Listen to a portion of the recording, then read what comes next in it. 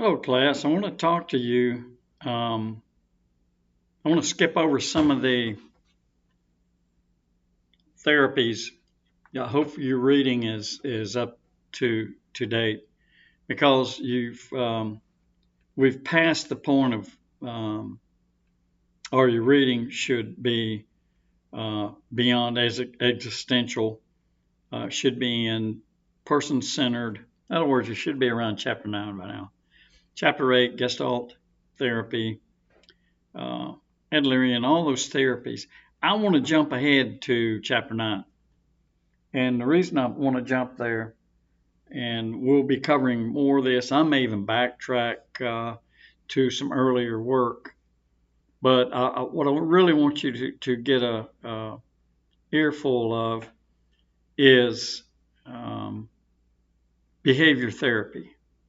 It's a very important therapy. I'm not going to really go too far. I'm not going to go to the point of cognitive behavioral therapy in the sense that I'm going to totally explain it because that's going to be a different lecture. This is lecture 4, I think, by the way.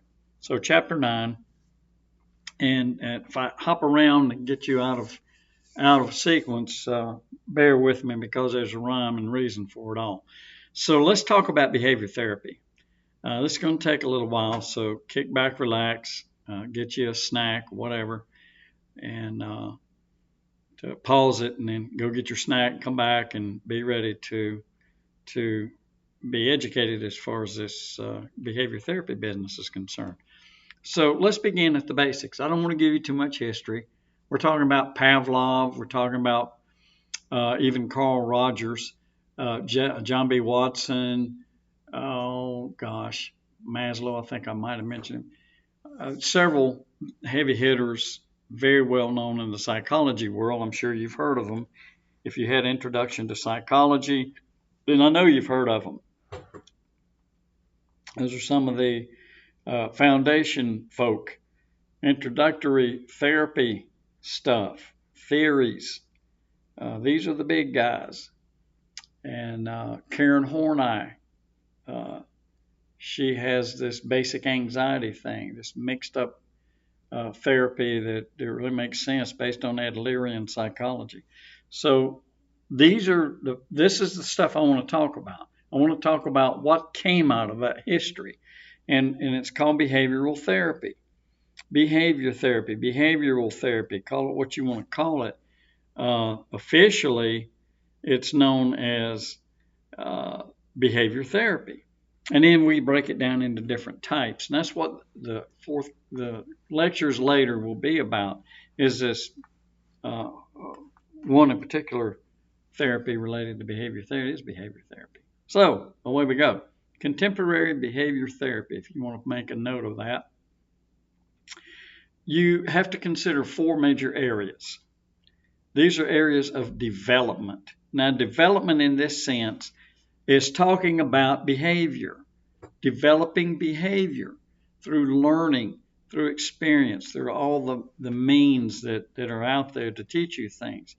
And it's broken down really well. It starts with the basic and it winds up being the therapy that is widely used, if not the most widely used therapy there is. So let's go through this list of 4, and I'll explain these things to you. And then we may talk a wee tiny bit about cognitive behavior therapy, but like I said, I want to save that to another lecture. So here we are. 4 major areas. 1, classical conditioning. Surely you remember classical conditioning. What does that entail? It entails association. You remember UCR, UCS, or UCS, UCR, neutral stimulus, and then CS and CR. What is all that stuff about? Unconditioned stimulus, unconditioned response, neutral stimulus, excuse me, conditioned stimulus, and conditioned response. Another word for conditioned, learned. So if you hear somebody say unconditioned stimulus, they're saying an unlearned stimulus. What in the world are you talking about? Well, you have to start with neutral stimulus. I know I'm going to confuse you, so hang in there. Let's use Pavlov, because most people know about Pavlov and his dogs, the study of salivation in a dog. I don't know why the Russians were interested in that, but they were. And they did a bang up job of studying this. Pavlov had the dogs in the laboratory and he had them hooked up to a device to catch the saliva that could then be measured. And this is a story I'm sure you've heard if you had intro. He had a particular assistant who fed the dogs every day. And the assistant noticed that the dogs would begin to salivate just when he walked in before he ever gave them any food. And he told that to Pavlov. And Pavlov said, might be onto something here. So they began to experiment with it. And that's how the ringing bell thing came about. He tried different methods to see if these dogs were, in fact, learning something. And of course, he found out they were. Classical conditioning means basic learning. That's all it means. It doesn't mean, it's not fancy. Classical conditioning. So it's basic learning. Ring a bell, the dogs salivate. Why? Because the bell started out as a neutral stimulus. The food is a natural thing. They don't have to learn to like food. That's a normal thing. You and I like food. Dogs like food. Raccoons like food. Squirrels like food. Bees make honey from pollen. They eat honey. So I think you get the message, right? It's not something you have to be taught. Food is food. So that would be an unlearned response. But now you throw in this neutral stimulus thing. What's a bell got to do with a dog eating? Not a thing. Or what's this lab guy dressed in a white lab coat the first few times they see him? Although he feeds them, there's not enough repetition left or that takes place yet. Over time, the repetition takes place enough to produce classical conditioning. So they ring a bell, then the dogs don't salivate because it's a bell, it's not food. Then they feed them. And the dogs go, oh, okay, that's pretty cool. And then they do it again the next day, and the next, and the next. And now the dogs are going, hey, every time we hear that noise, we get fed. This is pretty cool here. So what you've done is you've made them associate the sound of the bell with the food. So now they salivate in anticipation of the food. That's a connection. That's an association. That's what classical conditioning is. Very simple, very straightforward. And it works in everything. It's not just dogs salivating over a bell. It can work anywhere. You have experiences. Let's say that you have a bad experience. I'm a pilot. So let's say that you have a bad experience flying. You get in the airplane and maybe it's a turbulent day. That's not a lot of it's fun to fly in that because it's like being on a roller coaster, but it's not good for passengers because they don't know what you're doing.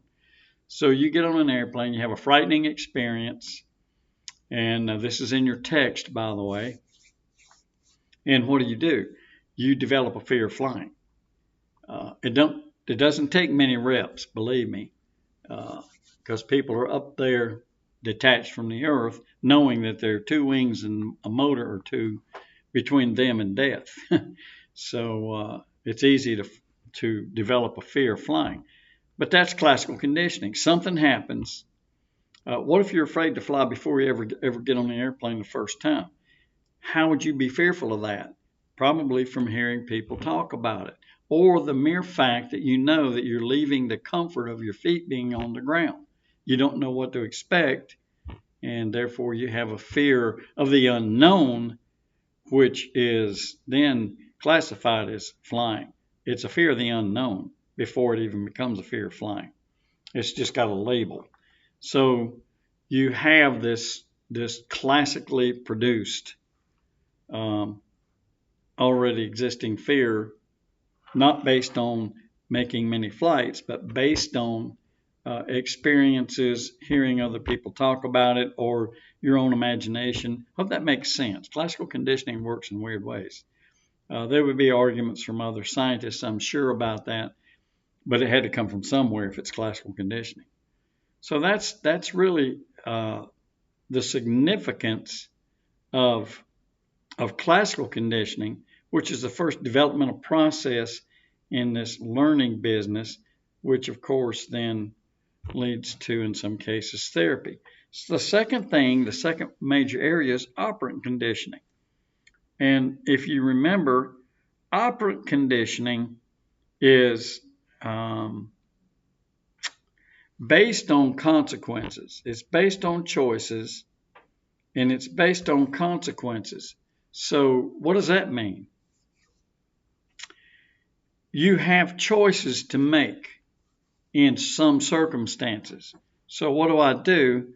I decide that I'm going to choose this method, that I'm going to choose this particular behavior in this particular circumstance, and then I will find out what the consequences are.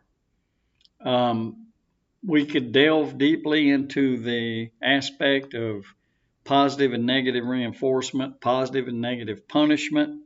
What are some of the stimuli associated with reinforcement, for example? But suffice it to say that you are learning based on consequences. Positive and negative reinforcement probably confuse people who are new to this business more than anything else. And I want to make sure you understand that before we go any further, because it makes a difference in understanding operant conditioning. It's called Skinnerian learning as well. That's based on B.F. Skinner's experiments with things like rat maze, etc. So let's look at positive reinforcement. Positive reinforcement is addition. As simple as that.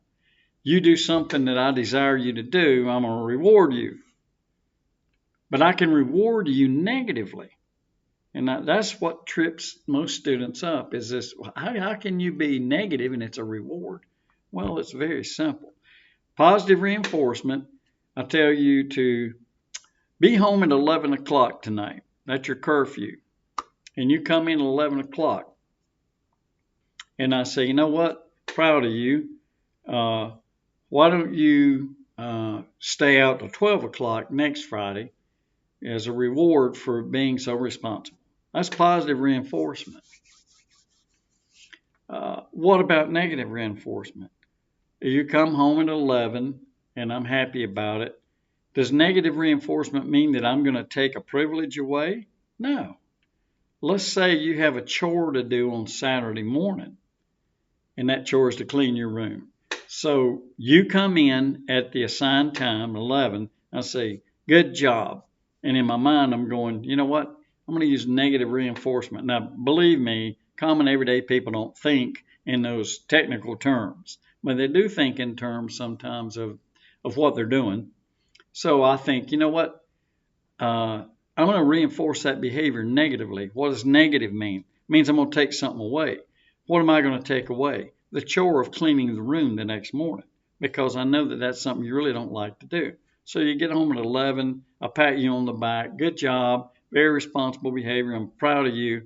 Don't worry about cleaning your room in the morning. We'll take care of that some other time. Maybe I'll even clean it for you. Does that make sense to you? I hope it does. Negative reinforcement. Positive reinforcement. I'm adding something. I'm giving you something. Maybe I'll buy your gas next Friday. Negative reinforcement.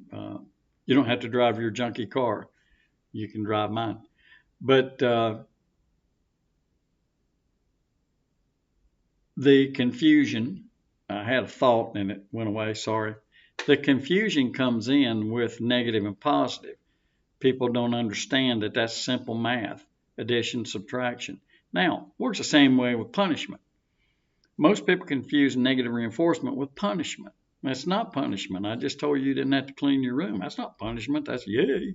Like sleep in or play video games instead, whatever I'm going to do. Or maybe I can study. Right. Negative and positive punishment. Positive punishment, adding something, right? Told you to be in at 11. You came in at 12:45. And so I say to you, look, you know better than that. I've told you before, be on time. You're not on time. So instead of cleaning your room in the morning, you're going to clean your room in the morning, but you're going to clean the house as well. That's added. That's punishment. You don't like cleaning your room anyway, so I say, well, you're going to clean yours, and I'm going to inspect it like the Marine Corps, and then you're going to clean the house, and then you might even have to go outside and mow the grass. We'll see. It just depends on how angry I am. That's positive punishment. What's negative punishment? That's taking something away from you. You come in 12:45, supposed to be home at 11, and I say to you, you ain't going next Friday. You're sitting at home. I just took your privilege away. They get a little tricky. What's time out? Is that an addition? Oh no. He's put me in restriction. I can't go anywhere. That's actually a negative punishment because I'm taking away some freedom. So those are simple, but people confuse those. What's the point? The behavior. You're learning the consequences of behavior. I know if I do something right, then things are going to go well. Addition or subtraction. Either I won't have to do something that I dislike, or Dad's going to let me do something that I really like, or even add to that. And then the punishment part's very easy. Spanking. What is a spanking? Spanking is positive punishment. Wait a minute. Getting a spanking when I was a little kid is negative. It ain't no fun, but it's an addition. I'm going to touch the little behind like they used to do in the day. So that's operant conditioning. So you have classical and operant conditioning. Behavior. You change a behavior, or you add to or subtract a behavior. Now, let's talk a minute about this business of social cognitive theory. Social cognitive theory comes from people like Bandura. Richard Walters, you may not have heard of that guy. These are 1960s guys. Let's look at the interaction of human beings. So if I'm concerned about behavior related to social cognitive theory, then I'm talking about an understanding related to this interaction of people. Okay, so I guess probably the best way to introduce you to the social cognitive business is it is a Bandura thing, I think more so than Walters, but that's really not that important. What it involves, though, is a triad. It's a reciprocating interaction. I know those are weird words, but what it means is the environment working with personal factors. In other words, the interaction there, what are the personal factors? Your belief system, your preferences, your expectations, self-perceptions, what do I know about me, and your interpretations. Self-perceptions and then perceptions, if you want to call it that, and individual behavior. So what is this basically saying? It's basically saying that I have all these areas working together in an interactive way. One affects the other. I'm trying to remember a real fancy word, and it slipped my mind. I apologize, but you could say it at the next time you're together with people, and I think you're highly intelligent. Reciprocal determinism. Ta-da, there you are. Use that the next time you're in a conversation. They'll look at you like you're from Mars. Social cognitive theory, then, is a reciprocal interaction, and it's involving these things I pointed out. In an regarding environmental events, your behaviors are determined by cognitive processes. What does that mean? It means, what do I think? How do I think about whatever the situation is? You're influenced by how events are interpreted. Now, that can be based on your moral value system. It can be based on a lot of things. But I named off some: beliefs, preferences, expectations, self-perceptions, and overall perceptions. Overall perceptions mean interpretations of everything. How do I interpret this? Where do I get that training from? It's what I'm brought up around and what I filter through and decide what's important and what isn't. In the beginning, you're told what's important, and then as you grow older, you begin to make decisions related to that. So, what's important when I'm 6 may not be so important when I'm 16. Does that make sense? So, coupled with that is this thing called a basic assumption that people are capable of self-directed behavior and self-directed behavior change depending on what you view as your interpretation related to the need. Do I need to change something in the way I behave in this particular circumstance or circumstances, or am I good to go with what I do, with the reactions I have to these situations, whatever these might be anything? Do I desire to change? Can I be convinced to change? See how that works? Bandura got carried away a little bit with this self-efficacy thing. Self-efficacy basically means a belief or expectation that you can master a situation. And then with that process in mind, then you can make a desired change. And that's a little that, yeah, maybe, but that's tough to do. When you've done something the same way for many years, sorry about that, very hard to incorporate change unless there's some major occurrence that causes you to know, hey, I better not do this again, or I better start doing that instead of this, because there could be some serious negative consequences associated with it. So I hope that makes sense, because those are the bases that lead us to the fourth major developmental thing, and that's the cognitive behavior therapy deal that I've been hinting around about. Cognitive behavioral therapy or cognitive behavior therapy. It doesn't matter. Some people say behavioral. Woo, it doesn't make a bit of difference. CBT if you want to shorten it. Mainstream, sorry, the mainstream therapy used now, very popular. Sorry. Cognitive behavioral therapy has a basis in this. It operates on assumption. The assumption is that what people believe influences how they act and feel. So what does that tell you? Interpretation plays a major role in this.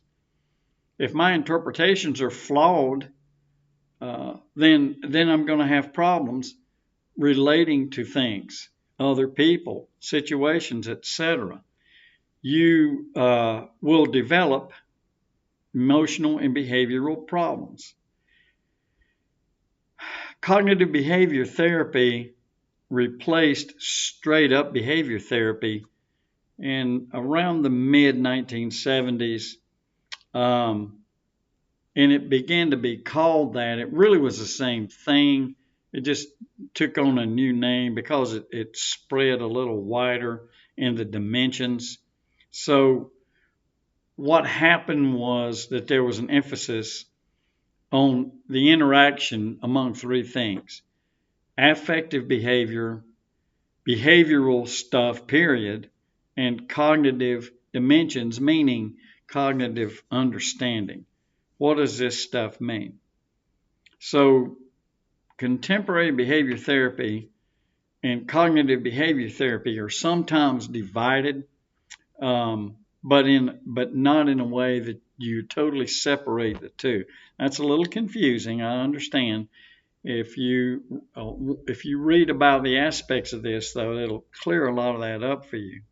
So what do I want to do with cognitive behavior therapy, or just straight up behavior therapy? I want to modify your thoughts to change your behaviors. behaviors that are unacceptable or are troublesome for you. I want to teach you social skills. Some people are very lacking in social skills. What I want to affect is your ability to work your way through day-to-day situations in a more manageable way. So we talk about stress and the management of stress. We look at mindfulness. I'm going to let you look that up. It would take me the rest of the week to explain that. It's simple, but there's a lot to it.